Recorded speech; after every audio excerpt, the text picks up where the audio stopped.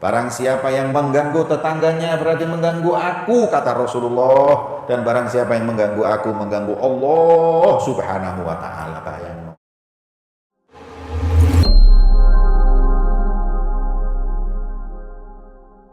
Wa balagh fin nahyi an idzaihi, jangan ganggu tetangga.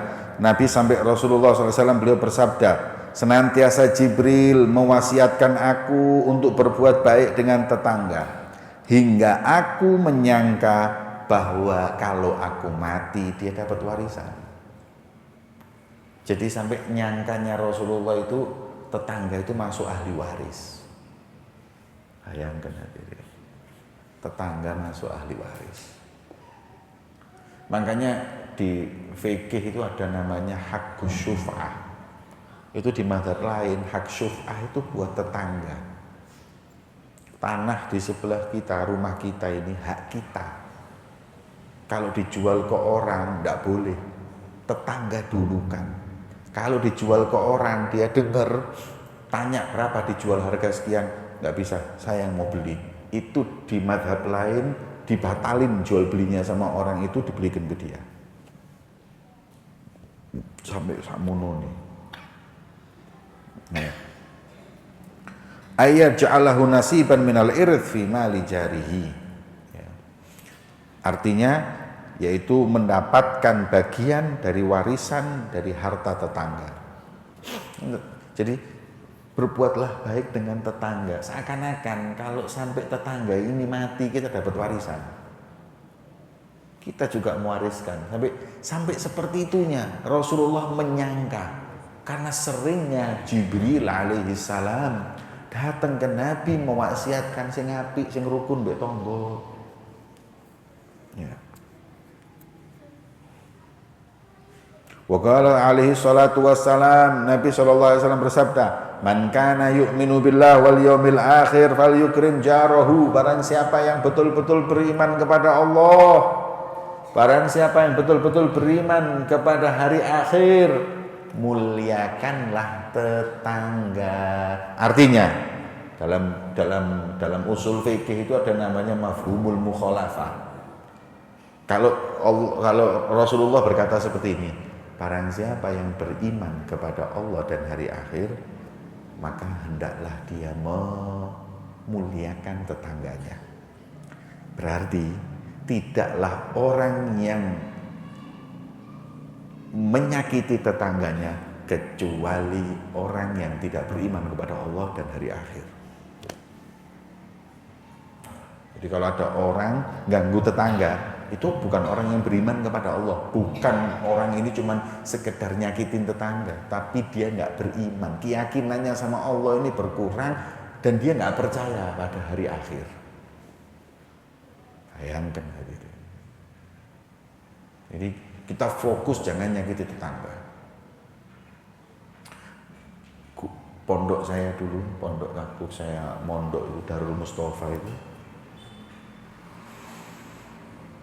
adzan masjidnya itu kalau adzan pakai mikrofon di luar. Begitu juga kalau wirid sholat itu kan karena tetangga-tetangganya ini orang-orang apa? Sejalan dengan kita, suka wirid, suka ini. Jadi malah mereka kalau tetanggaan dengan Pondok Darul Mustafa itu seneng wirid dibaca. Tapi ada satu rumah di dekat Darul Mustafa itu datang ke Habib Umar, merasa terganggu, adzan oke, wirid tidak. Bayangno, dek tarim loh. Apa yang dilakukan Habib Umar? Langsung dipanggil. Mulai hari ini mikrofon keluar hanya adzan. Selain itu acara mikrofon dalam. Bayangno. Kenapa nggak mau ganggu tetangga? Mek siji sing liyane sombong, satu ndak rela, sudah berhenti. Ini wong duwe iman itu ya Allah yang ngono. Yang ndak rela ini satu ini dulu sudah kepingin aja rumahnya dibeli, tapi dia nggak mau jual, dia tetap mau tinggal di situ. Walaupun nggak sejalan, tapi tetap. maunya di situ. Kalau saya dulu pernah megang pondok di Surabaya, kalau sore baca hadroh bahasa Udan itu pakai mikrofon. Ya lima siremina la tatiki sirana wa'afina wa'fu'anna wa kullana haitsu kunna. Wah, Masya Allah. Ya, tetangga nggak terima. Tetangga, ada satu tetangga yang dengan mikrofon ini nggak terima. Komplain ke pondok, nggak ketemu saya, dilapori saya, tak parani. Zikiran gak gelem. Yang komplain ini wong muslim. Saya datangi rumahnya. Rumahnya itu besar, jadi memang suara ini hadroh itu begitu mlebu omahe sak omah. Memang kalau rumah kecil mungkin nggak begitu dengar. Ini rumahnya itu tinggi gitu, hadirin. Jadi suara tuh buang. Kayak ono mikir jero ngono. Tak pikir-pikir ya gak salah lek. Gak terima wong iki. Cuman saya datang silaturahim. Assalamualaikum, waalaikumsalam. Ustaz Jamal, Masya Allah, saya pengen ketemu sudah dari dulu. Ustaz mudir pondok ini, iya betul. Gimana itu duduk. Ustaz, adzan enggak apa-apa Ustaz. Tapi kalau zikir yang lain Ustaz, suaranya ganggu Ustaz. Kok subhanallah. Tengah-tengah saya ngomong, pagi jam 8, jam 9. Di daerah situ tuh banyak orang Madura jualan obat. Dan jualannya obat iki gimmick bisa. Ayo obat kuat. Nah, suaranya itu juga masuk. Kok. Saya bilang, nggak apa-apa. Cuman saya mau tanya, Anda komplain dengan zikir, kenapa nggak komplain dengan jual obat kuat ini? Iku wong gendeng. Lah apa aku ngurusi wong iku? Ya anggapan aku gendeng ae wis. Jangan Ustaz, antum orang punya ilmu. Loh kenapa? Kok zikir antum terganggu?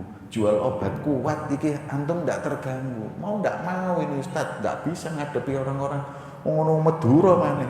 So carok barang iki. Ya, saya bilang, enggak apa-apa. Mulai sekarang saya berhentikan. Cuma setelah saya pulang, coba mikir.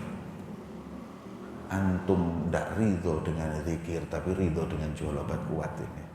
Coba pikir. Antum kalau ngadep sama Allah Ta'ala, ya Rob, budek obat kuat gak apa-apa, pokoknya zikiran. Yes, saya pulang. Saya berhentiin, saya matiin. Dapat 2 minggu, datang lagi. Rupanya kepikiran deh. Datang lagi, pas ketemu. Assalamualaikum, waalaikumsalam. Ustaz Jamal, anak pikir-pikir enggak apa-apa sudah. Mikrofon antum nyalain, cuma kalau bisa jangan keras-keras. Iya, ini daripada orang-orang ini enggak ingat sama Allah, tak zikir gitu loh. Ya, tapi jangan terlalu keras kalau bisa. Ya, terima kasih. Oh, gue suruh nomane. Ya. Ya, jadi kadang-kadang kita juga harus berpikir, walaupun itu zikir, tapi kalau ganggu orang jangan.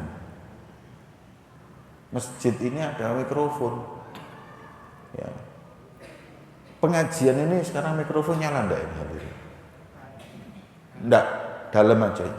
Nyala enggak apa-apa kalau orang-orang tetangga ini dengerin. Nek gak terus ge opo suaraku mubazir. Gak perlu dengarkan sini. Pakai streaming lho, Masya Allah. Ini di Amerika ngurungokno. Luwih kok mikrofon. Ya. Ini seperti itu. Kemudian Rasulullah SAW beliau bersabda, "Man adza jarahu faqad adzani, wa man adzani faqad adallah." Barang siapa yang mengganggu tetangganya berarti mengganggu aku, kata Rasulullah. dan barang siapa yang mengganggu aku mengganggu Allah Subhanahu wa taala. Bayangno. Pak, pikir-pikir, Pak. Sampean ganggu tetangga, ganggu Rasulullah, Pak. Sampean ganggu Rasulullah, ganggu Allah, Pak. Ibu-ibu, hati-hati. Nyetel televisi jangan kenceng-kenceng. Ya. Delok bal-balan final jam 2 bengi jok jerat-jerit. Gak kabeh wong seneng bal-balan. Pikir. Ya, kalau delok bal-balan final bareng cari tempat yang aman. Kalau di rumah monggo tapi jangan teriak-teriak. Nobar di omah buang ter. Lepas gol. Nah, wis cukup. Kalau jerat-jerit jam 2 ini tidak semua orang senang sepak bola. Ya.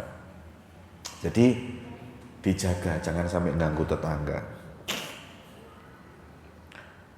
Wa qala alaihi salatu wassalam, wallahi la yu'min man lam ya'man jaruhu bawa'iqahu, yakni bidzalika syarruhu wa adzahu wa fitnatuhu wallahu a'lam. Kata Rasulullah, demi Allah enggak beriman. Dalam riwayat diulang 3 kali. Wallahi la yu'min, sumpah demi Allah tidak beriman orang yang tetangganya mengeluh karena gangguannya. Tak eling nomane siji. Ingat-ingat. Jangan ganggu juga pintu rumah orang. Anda parkir di depan rumah orang, dia mau keluar setengah mati, tak boleh hadirin. Kon nek tuku motor gawe garasi sih, kon gak tuku sapi gak duwe kandang, terus mbok leleh nek dalan. Itu orang punya mobil ndak punya garasi. Jangan. Pikir dulu mau beli mobil ini garasinya di mana? Di depan itu ganggu orang enggak? Apalagi maaf, dia rumahnya di kampung, mobilnya ditaruh di depan. Duh, kok enak kok? Mobil enggak ditaruh di depan rumahnya, tapi ditaruh depan rumah orang. Ini saya sekarang lihat enggak karu-karuan. Di Surabaya kemarin saya lihat ada satu universitas yang meledak. Ini jumlah mahasiswanya banyak, kaya-kaya punya mobil semua, akhirnya parkirnya di perumahan. Perumahan-perumahan itu jadi parkirannya mereka. Dosa hadirin. Ya. Orang mau masuk, mau keluar nggak bisa. Di Batu ini juga banyak kayak gitu. Ada orang parkir di depan rumahnya orang. Dia ini mau pergi ke bandara naik mobil, mau keluar enggak bisa. Apa enggak dosa? Dia enggak mikir orang lain, dia cuma mikir dirinya. Yang penting mobil saya bisa parkir. Enggak mikir orang lain kesian, dolim, enggak mikir. Punya hati orang kayak gini, punya hati. Sampai saya kasih tahu, kalau sudah ditulisi di situ jangan parkir. Kalau sudah di situ tuh dilihat, ini rumahnya orang. Ini punya mobil, kalau keluar masuk gimana? Mobil saya taruh situ gimana? Mikir hadirin. Anda tahu waktu saya diundang di Australia, ada satu masjid yang tahu-tahu masjid itu tidak diperbolehkan pemerintah untuk ngadain Jumatan. Kenapa? Sebab kalau sudah Jumatan, parkiran itu meledak sampai ke tetangga-tetangga, terganggu. Tetangga lapor pemerintah, diberhentiin Jumatan. Dan enggak apa-apa. Masjid kalau mau punya jamaah banyak, ya harus punya tempat parkir. Kalau ganggu orang sana sini jangan.